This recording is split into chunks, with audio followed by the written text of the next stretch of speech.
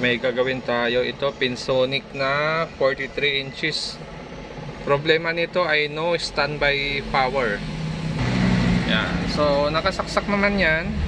Yan, nakasaksak yan. Ang problema, wala siyang ilaw dito. Yun, dapat magkaroon yan ng ilaw. Okay. Ito yung kanyang mainboard. So parang TCL na rin yung design ng mainboard nito.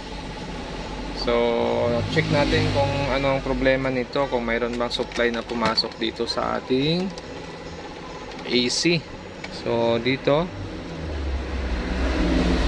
so mayroon tayong AC dito, naka 110 lang tayo. Check natin yung DC natin. Yan, DC dito sa filter cap lang. So wala. Ibig sabihin, mula dito papunta sa filter cap ay walang supply. So dito mayroon, pagdating dito wala. So maaring power supply issue ito. So tatanggalin natin itong mainboard, check natin kung ano naging problema ng primary section nito. So ito na yung board natin, pinaklas na natin. So try natin ito. Naka resistance lang tayo, buzzer. Check lang natin yung circuit kung saan huminto yung circuit. So minsan itong fuse yun. So fuse nga, oh. Walang contact yung fuse. Open. So dito hindi naman short yung circuit natin dito. Try natin i-resistance. Walang buzzer. So nasa 1M. So mataas naman yan. Okay, so try natin palitan yung fuse, tapos testing natin. So nagtataka talaga tayo na nagpa-fluctuate yung supply natin. Tapos nung una ay bumigay yung fuse. So may problema talaga yung unit natin or yung power supply natin. Kasi nung bandang huli, na-trace natin yung problema ng transformer niya. So dapat yung contact nito, ito mayroon. Dapat ito may contact to. So tinanggal ko yung wire, ito may contact. Pero pagdating dito sa kabila, saka ito, yan, ito dapat magbabasa rito. So yung winding nito papunta rito, hindi nag-contact, open na siya. So malamang yun yung dahilan kaya naputok yung fuse natin. So try natin ito hanapan kung may makuha tayong kaparehas. Sana kaparehas lang niya, para salpak na lang tayo, ano. Hanap muna tayo. So ito, may nakita ako isang China board. Parang parehas sila ng design. Yan, parehas yung design ng winding nila. Yun, no? Okay, pagdating dito ganun din. Ito yung hot natin yung dalawa, ito yung 12 natin. So pasok yan. Yun, no? Okay. So tingnan natin kung ito yung input ng supply natin. Ayun, may arrow siya. Yun, so nanggagaling siya sa may kapasitor. Yan, ito nanggagaling sa kapasitor. Ito yung pupunta sa MOSFET natin. So pasok ito. Pasok ito ang transformer niya ito. So ito yung gagamitin natin. So tester muna natin kung talagang okay ito. Dapat may contact ito. Yun, no? May contact siya, oh. Tapos ito yung 12 natin, supply sa 6 pin. Tapos ito naman yung 12 natin sa secondary. At ito yung backlight natin. So sana parehas ang output nito, ano. Pwedeng parehas lang siya kasi pang ano lang naman to, pang 40 din ito. Nakuha natin siya sa pang 40 na board. So ganun din ang supply ng sa backlight niya. Kasi yung supply ng backlight natin, capacitor dito ay 100 volts, 47 UF. So ito naman yung tinanggalan natin dito. Yung capacitor niyan ay yan, 63 volts lang, 100 UF. So step up din ito. Okay? So try natin.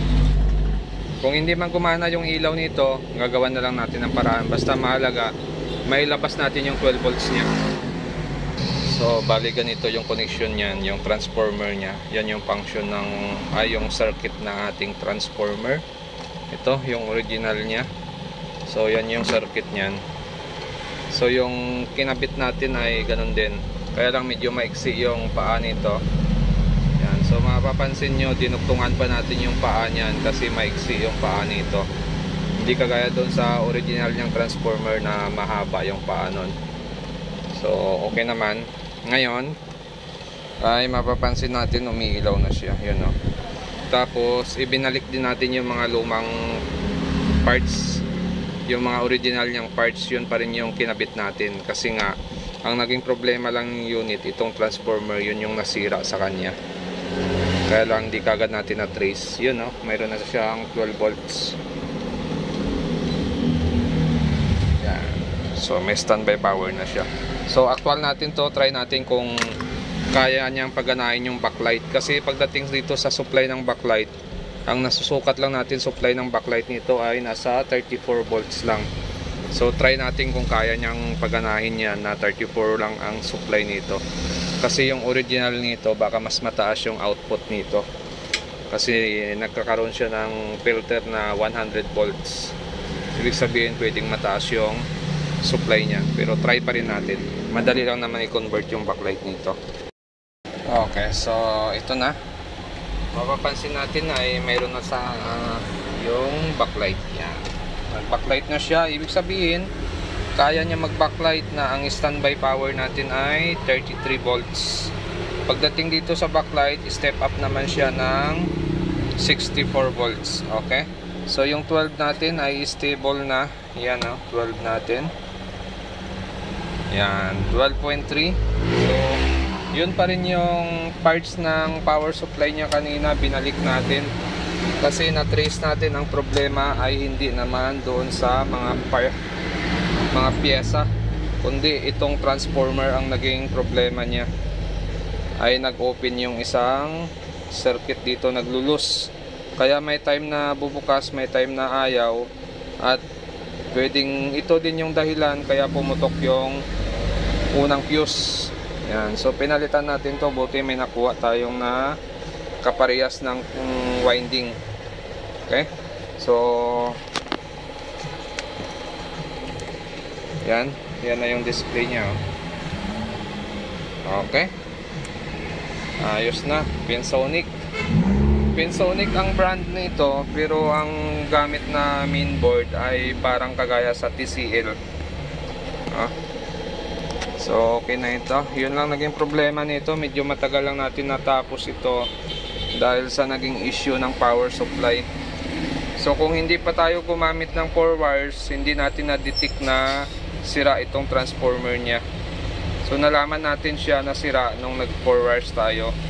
Kasi nga dapat pag nag 4 wires ka, dapat normal na kagad yung output niya. Pero nung nag 4 wires tayo, drop pa rin yung output niya. Kaya nagduda tayo dito sa transformer niya na naglulos yung circuit or yung winding sa loob. Okay, so hanggang dito na lang yung video natin. At kung bago lang kayo sa aking channel, huwag kalimutan mag-subscribe. Okay na ito.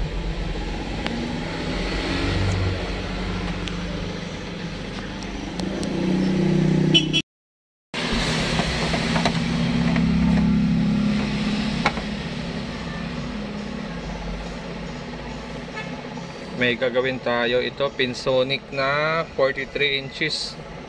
Problema nito ay no standby power. Yan. So nakasaksak naman yan. Nakasaksak yan. Ang problema, wala siyang ilaw dito. Dapat magkaroon yan ng ilaw. Okay. Ito yung kanyang mainboard. So parang TCL na rin yung design ng mainboard nito. So check natin kung ano ang problema nito, kung mayroon bang supply na pumasok dito sa ating AC. So dito, so mayroon tayong AC dito, naka 110 lang tayo.